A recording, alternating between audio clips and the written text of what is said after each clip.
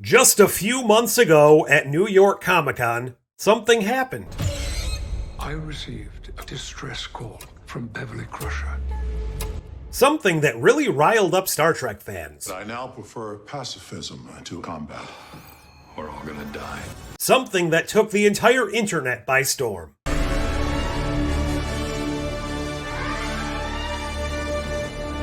For better or for worse, Season 3 of Star Trek Picard is destined to be a drastic departure from the first two seasons of that show. And let's be honest here, it's for the better. It's no secret that the current state of Star Trek has deeply polarized the fan base. Some love the new offerings while others seem to despise them to the core. But what if I were to tell you the solution to all of these problems lies in this upcoming season of Picard? What if I were to tell you that a single character holds the keys to unlocking a mystery that we never even knew existed? What if I were to tell you that everything is about to change?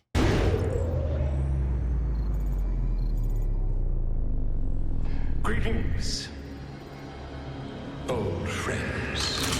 That's right, friends. This simple return of a two-time TNG guest star may hold the entire state of the current Star Trek universe in his hands. First appearing in one of the best episodes from the wildly inconsistent second season of TNG, Elementary Dear Data, actor Daniel Davis now returns as one of my favorite versions of Professor James Moriarty.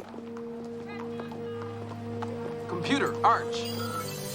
The first real example of a fleshed-out sentient hologram in the Trek franchise, Moriarty went on to be a rather sympathetic character, especially in his subsequent appearance in the 6th season episode Ship in a Bottle. Now don't get me wrong, he was definitely the antagonist in his appearances, but his plight and plans really make sense if you can put yourself in his holographic shoes. It is also in his second and, until recently, final appearance that the formation of my idea begins to take shape. After years of being stored away as a formless consciousness in the memory banks of the Enterprise D, an unwitting Barclay released his program to once again interact with the physical world. Computer, unlock this sequence and run the program. He was obviously not at all thrilled over the lack of progress that had been made in discovering ways for a hologram to leave the holodeck in order to exist among the rest of the universe. Tell me, has a way been found to allow me to leave the confines of this holodeck world?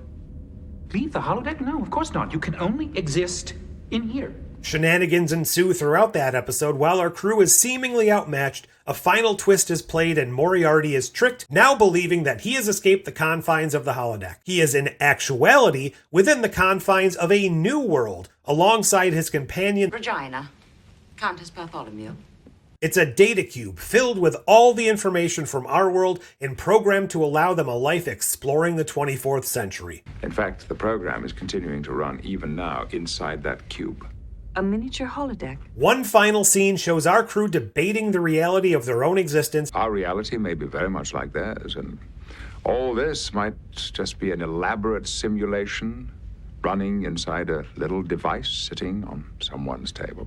And then it's the last we ever hear of the poor professor in Alpha Canon, until now. There were some plans over the years to bring him back. One such example was as the holographic character to be used in Voyager.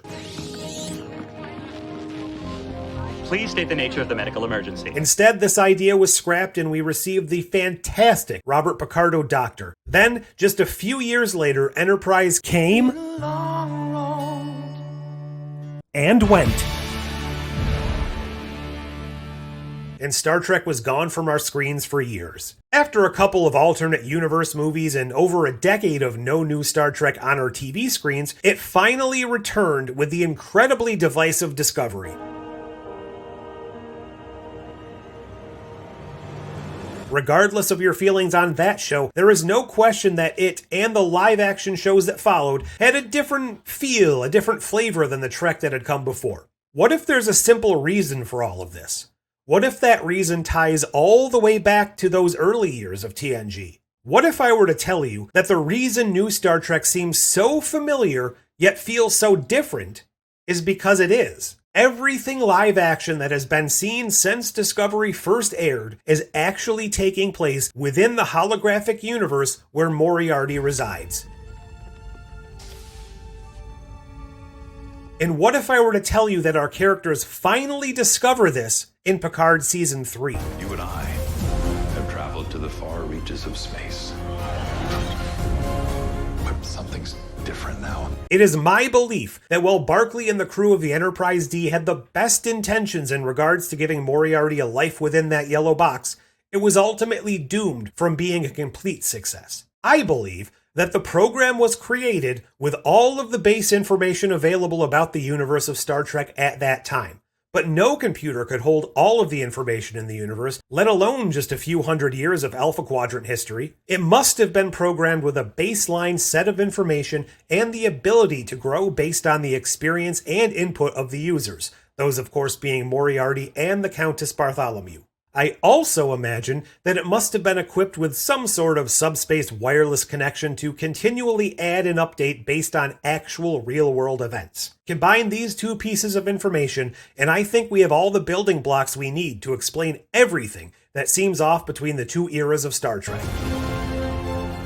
Such pathetic old warriors. Moriarty was shown to be intelligent and less evil than the literary version of himself, but that may not be entirely true. Even though he knew enough to become self-aware and to understand concepts far beyond his time, I don't believe that he ever truly mastered any of them. At the end of the day, everything he knows and experiences is still filtered through the original template of a 19th century criminal. This mindset could help to explain why everything in the universe post-Discovery feels a bit more dirty, a little less civilized and utopian. These are things that Moriarty would never have experienced, so his mind is filling in the blanks of the program, but only in a way that makes sense to his worldview. Similarly, new updates from the real world would be fed into the simulation, but they would never be able to become complete one-to-one recreations of what actually happened. The broad strokes are there, but again, it's up to the simulation using Moriarty's mind as a basis to flesh them out and to incorporate them. As someone who never knew Voyager or the crew, the images and events could be added to the program, but how would Moriarty's mind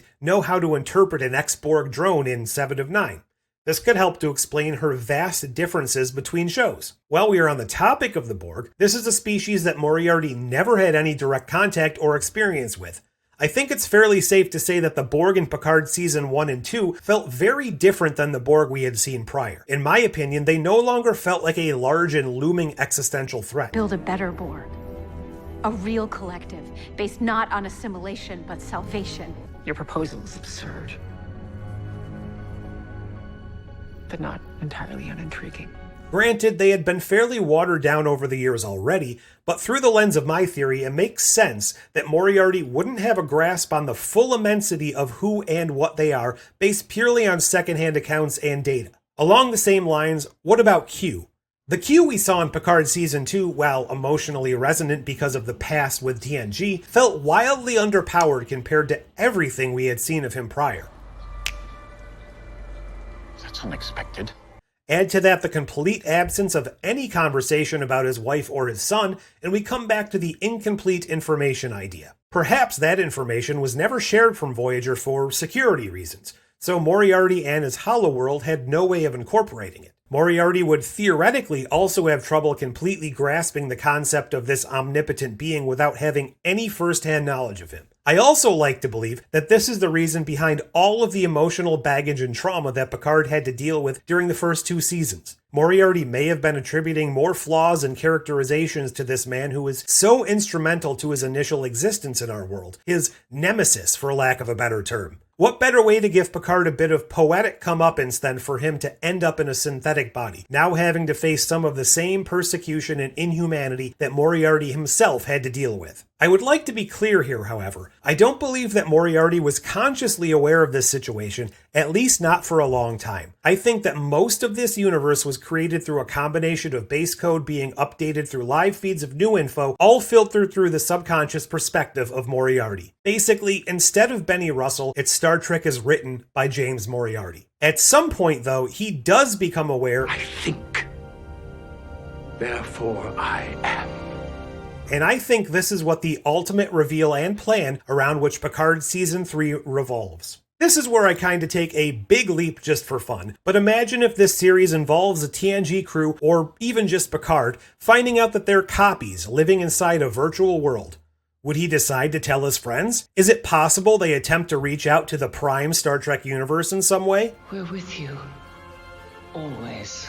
I'm thinking of a scenario kind of similar to that Voyager episode where a duplicate ship and crew try to track down the original Voyager. Captain's log supplemental. We've lost 63 crewmen and our systems are continuing to fail.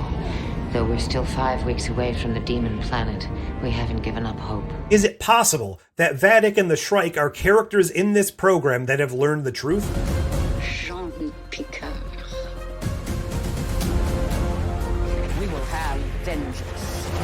Or are they perhaps like a virus, new programs that have been downloaded into this world? Maybe lore had something to do with that. Survival. Human nature, pal. What if Season 3 ends with our characters, or at least some of them, completely aware of the nature of their world, but they decide to keep that a secret? It seems like this season will focus heavily on the children of our original TNG crew. Perhaps they decide to conceal this information for the sake of their kids. There are so many fun possibilities and existential questions that could be explored through this concept. Just imagine a scene towards the end of the show where Picard and crew have gone through so many harrowing events and battles. Then, in a very quiet and heartfelt moment, we get a scene with Holo Picard getting in contact with Prime Universe Picard. Just imagine the conversation they could have. This could be the way Patrick Stewart bows out of the Star Trek universe. But in the end, what do you think? If you've made it this far, I do just want to thank you for taking the time to give this idea some thought. This is just a fun theory that I've been bouncing around for a couple of months. I don't really expect them to pull such a massive twist to the whole franchise. Let me know what you think below. Are you excited for Picard Season 3? Do you think there's any validity to this idea at all? Will you use this as headcanon to explain away some differences? While you're down there, like, share, subscribe, and all of those YouTube things, and until next time... Computer and program.